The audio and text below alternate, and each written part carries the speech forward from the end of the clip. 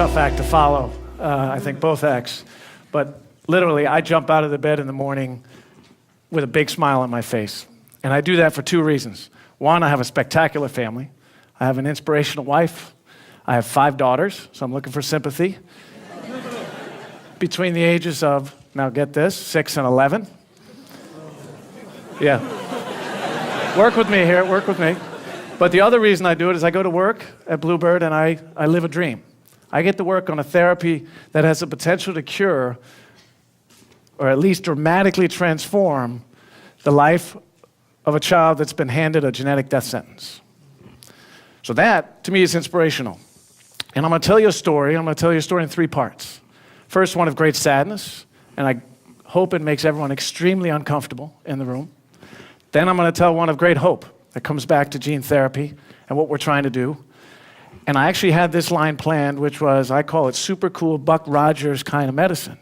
And I was going to pull it because someone else had mentioned Buck Rogers, and I thought that was actually a little strange. But you'll hear an amazing piece of science and medicine. And then third, and the reason I think I'm up here is there's actually a challenge, a concern, a big dilemma that sits out in front of us that I alone certainly can't solve. I hopefully can just push the envelope. So first, I'm going to ask a question. All of those of you in the room who have kids between the ages of 0 and 10, please raise your hand.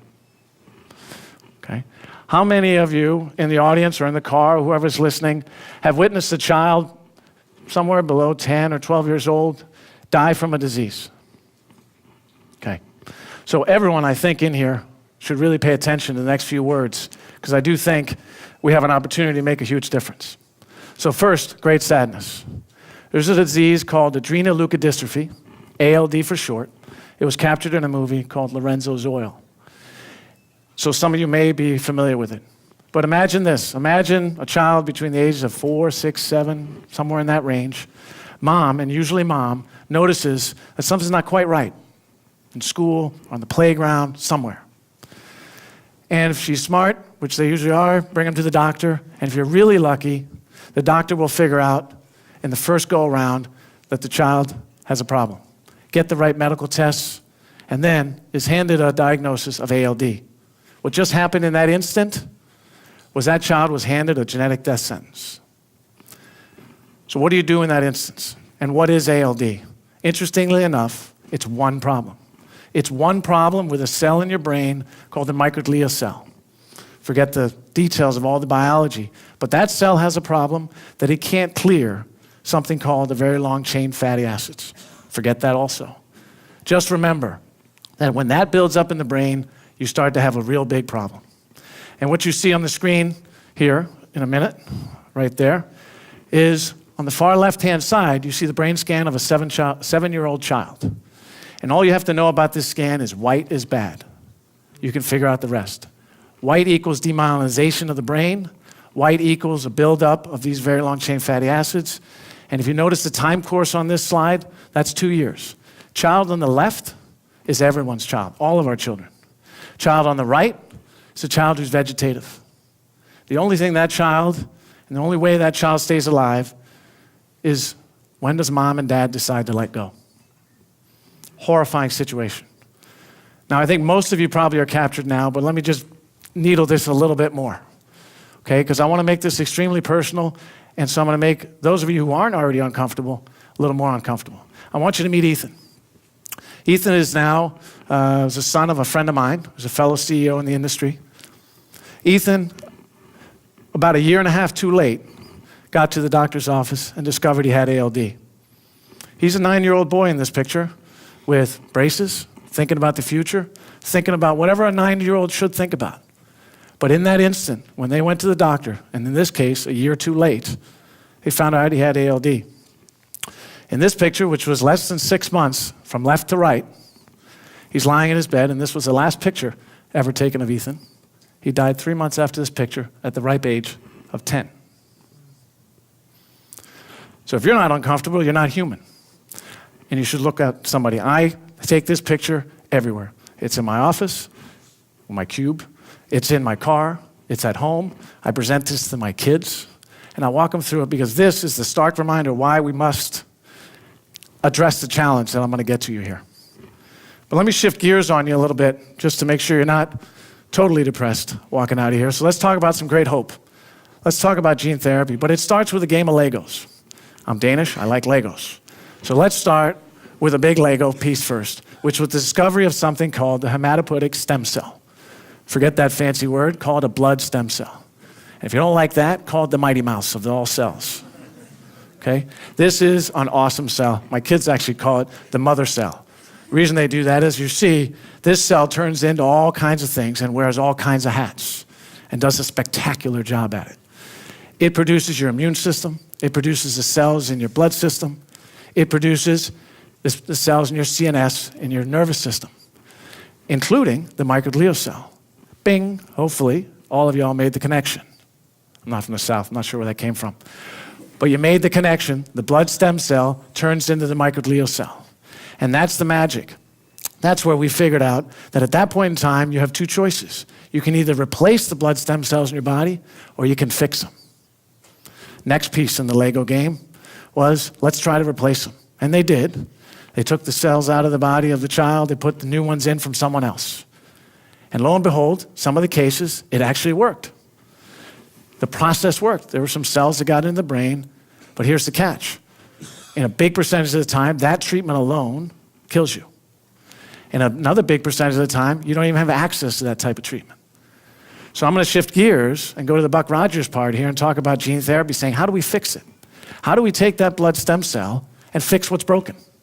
How do we take a gene from the outside and put it in that cell? It sounds remarkably complicated. It's actually extremely complicated. I don't understand half of it. But I'll walk you through it here, and bear with me here. There's a 3-minute and 51-second video I'm going to show you, because TED folks are pretty specific about their timings. So I'm going to take you through this video, and I'm going to talk you through it, because I think what you have to figure out is we have to make something that can penetrate a cell and insert a piece of DNA. So first we got to make it. What you see here is the cellular manufacturing plant called 293T cells, for those of you who care. What they do, and they're really good at, is making things. Those little things you see slipping around, those are 4 plasmids. Those are 4 parts to the virus we're trying to make.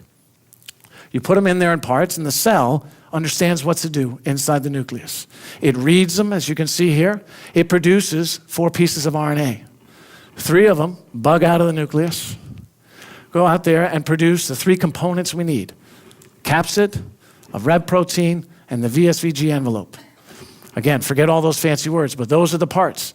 Then, here's the key piece. That therapeutic piece of RNA, that's what encodes for that broken gene that's in the blood stem cell in the case of ALD. Here you see it packaged, and boom, right there, that's your virus, that's our Trojan horse. That's the thing. It's actually an HIV-derived virus that now has been hacked up and is produced, and now millions of those are sitting in this vial. Cool, but not that helpful unless you have the other half, which is you need the blood stem cell from the patient, from Ethan. And here what you're visualizing is you're going into the you're going into the marrow to pick out the blood stem cells. And you see these little red guys popping into the bloodstream? Those are the ones we capture. It's a fairly standard procedure. We stick billions of those, or as many as we can, into a bag. Now, next step, virus meets blood stem cell in the bag outside the body. So virus never goes in the body. What it then knows to do is to infect the cells. Infect it as many times as we can, as many cells as we can in that bag. It goes into first the cytoplasm, then it releases the payload. It then knows to, and we're certainly taking some scientific liberties here to make it a little more simple, but it explodes there, right there. That's your money ship, the RNA. But for those of you who remember your biology class, we got to do some gymnastics to make sure that turns into DNA. Because we have here, up here it says revolutionary ideas. Well, watch carefully here, because as we finish this gymnastics, you're going to visualize the revolutionary idea. This gets moved and transported into the blood stem cells compartment, the nucleus, where the DNA exists. And right here, in a little magic, boom, it integrates itself into the DNA. Now, what you've just created is a gene-modified blood stem cell. That stem cell knows what to do.